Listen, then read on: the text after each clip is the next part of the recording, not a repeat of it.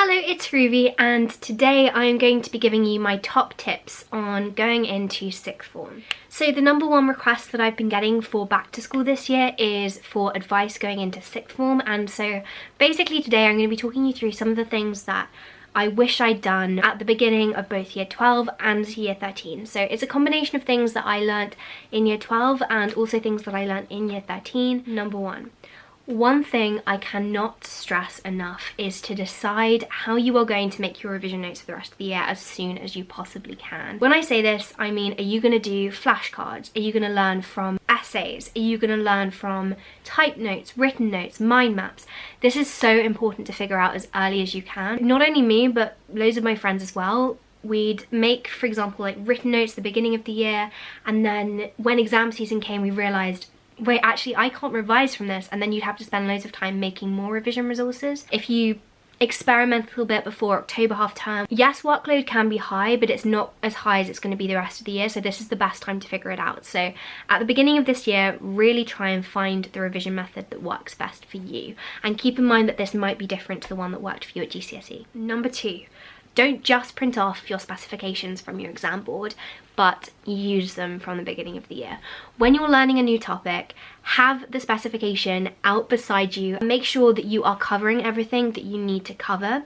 It's really easy for something to be covered in class and for you to actually miss it entirely and not actually realise that you've covered it at all. And I know that sounds really silly and you might not think that you'll do this, but I thought that I'd never do that, and then it came to exam season and I looked through my chemistry specification and I realised there were a few things that I couldn't even remember going over. Keeping the specification is really, really important, and what I would recommend is colour coding as you go through. So if you found something tricky when you learnt it the first time, then colour it in red on your specification so that you can easily come back to it at the end of the year or when you're having an end of topic test and you can see what you need to focus on the most. Really treat that specification as a checklist, because this is what the exam board wants from you. And A-levels, especially science-based subjects, so I did chemistry, RS, and English and Spanish at AS, and science-based subjects are quite linear in the sense that like there is specific stuff that you need to know, and if you don't know that, then you can't get the grades you want, so trust the specifications. So my fourth tip relates again to science-based subjects, but I think this could also apply to subjects like geography, maybe history. One thing that I regretted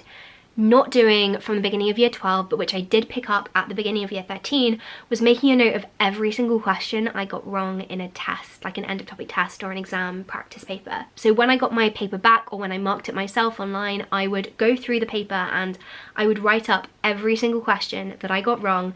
And I had two documents, so I had questions that I got wrong on one with all of the answers, and these ideal answers were taken from the mark scheme, and I made basically like perfect answers that would have scored me 4 marks. And then the second one was exactly the same document but without the answers, just the questions. So this second document was an ongoing kind of test for myself, and every month I would print it out and I would do the questions so that I could make sure that I was kind of learning from my mistakes, because a lot of the time in science they will repeat questions because there's only a limited number of things that they can test you on. Equally, you might want to transfer everything to flashcards, so halfway through year 13 I started transferring some questions that I got wrong on tests that I found a bit trickier, these on flashcards, so that I could go through them more regularly. So my fifth tip refers to more humanities-based subjects or English. Extra reading is really important. If you want to get the A star, like kind of push yourself past the A and get the star, extra reading is really key. Going the extra mile and writing answers which slightly differentiate you from everyone else. Like, you're not just writing the things that you've been made to learn in class, the things that are in your textbook, the things that are on your specification. You're learning beyond that, and especially for English, that's really, really important. I can't stress enough how important it is to read from the beginning of the year, because at the end of the year when exam season comes around, you feel like, oh no, I really should have done this. Read around every single topic and come up with unique pieces of knowledge that you can put in your exam answers. 5 or 6 key facts that you've found yourself, whether that's a critical point, whether that's a current event story. Just number 6, one thing that I did do, and I did a lot more consistently in year 13, was having an ideal essay for each of my RS topics. So for every single one I would have my ideal essay, the one that would score me 4 marks if I produced it in an exam, asked to go through it with my teacher. I'd ask him or her to mark it. I'd basically perfect my answer so that I knew that I was kind of capable of getting a top mark if I really committed myself. It helps you to see what a perfect answer would look like. Obviously you don't have to aim for full marks, aim for an A star, aim for an A. Basically have an essay in your files, in your notes, which is of the standard that you would like to create in the exam, like kind of your ideal essay. Number 7 is less of a study tip. Flight paths are a thing. This is something I wish I had known, and even though people told me it, I didn't kind of properly take it on the back. I wanted to push myself to go into my A-levels and be getting top grades on my first essays that I submitted, on my first tests that I did. And that put so much pressure on myself. It's only in retrospect that I can really recognize that, but yes, I did get top marks in my first exams and essays that I did in year 12, but I put so much pressure on myself to do that, and I worked myself so hard, and I don't think that was the best idea. I don't think that was the best thing for me. Obviously perseverance is important and resilience is important, and you should push yourself to be the very best student that you can be, but remember that year 12 isn't your most stressful year, and you've just come out of year 11, which is obviously super stressful. So just be kind to yourself. It's okay not to get an A star straight away. The jump from GCSE can be really big, and I know the new GCSEs are trying to bridge that gap a tiny bit more, but A-levels are still tough. Let yourself recognize that. It's okay to struggle. It's okay to find it difficult. Don't put as much pressure on yourself as I put on myself.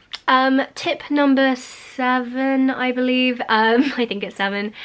Talk to your teachers. So not only ask them for help, and know that it's okay to ask them for help. Don't feel embarrassed to ask. I felt embarrassed to ask when I was in year 12, and that really was quite stupid. But similarly, at the same time, ask your teacher for extra reading, ask your teacher for extra resources.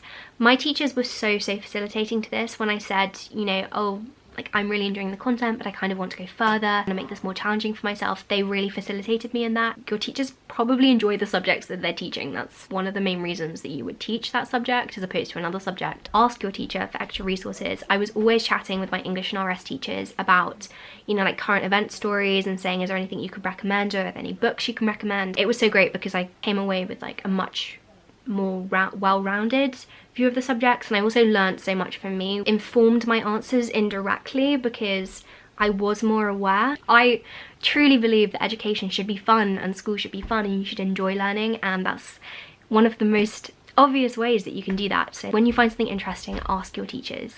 Okay, next, keep a revision folder for all of your notes. This isn't actually an actual one. This is a folder of creative writing. These kinds of folders I find really helpful. Did this in year 13. I kept all of my notes, all of my revision resources for each of my subjects in one of these, so I had 3 in total. It was so great because I could take these to school. I didn't have to bring big bulky lever arch folders, so I'd keep practice papers in there, which I could do it if my teacher said 20 minutes of free study here. It was just really helpful, and also have a folder for each of them, even if it doesn't feel like you're going to fill up the whole thing, because I shared one between RS and English, and then I ended up filling it up, and transferring all of the paperwork took such a long time. Another thing I'd recommend is keeping all of your old past papers. I like to keep mine in like one of the box folders. This is especially relevant for chemistry, so like science-based subjects, color coding how well you did on it. So this is something I wish I'd done in year 13, because I think I would have been able to better see which papers I should have redone when I'd finished all of the ones that were on the AQA website. If you did badly on it, just color coding it in orange so that you can come back and redo that paper at a later date. And lastly, this is just a quick tip, but if you do English or Spanish, you know, something when you're studying literature, then I recommend reading a comparison text in the first term. It can feel like you've got so much time ahead of you, and yes, you do have a lot of time until your exams, but it's only 1 year or 2 years, and your first term is the least busy of them, so I think this is the best time to do your comparative reading if you're going to do any. And I think reading a comparison text can be really useful. I found it really helpful when I was doing comparisons in English. 2 of Fitzgerald's novels, like Gatsby and Tender as the Night, I already had my comparative notes, which I could then go back to the rest of the year, and I could really develop my skills in terms of integrating that into my essays. I was more used to integrating comparative analysis at the end of the year than I might have been if I hadn't been practicing that all the way through. So they are my top tips, things that I wish I'd done from the beginning of year 12 or year 13. I hope that these tips are helpful. They're quite miscellaneous and they're quite like all over the place, but they're just little bits that I learnt and which I hope come in useful for you if you're going into year 12 or year 13. The thing that I really think is important to remember though with sixth form is, honestly, these are the best years of your school life. I loved sixth form. Everyone's so much more mature. At my school, the classes were a bit smaller. Because you're older, you get on better with your teachers. It feels more mutual, the relationship that you have. The subject content is kind of more in-depth, so more interesting. And because you're only studying a few subjects, you have the opportunity to really dive deep into these subjects. All in all, sixth form's amazing, and really enjoy it. Like, enjoy all aspects of it. Enjoy your classes, but enjoy the social side. Like your final years of school, or if you're in year 13, like your very final year of school, enjoy it. It's my main piece of advice. Make the most of sixth form. It's hard, but it can be really, really good fun. But yeah, thank you so much for watching this video. Good luck for year 12 or year 13, and I hope that you have a productive week.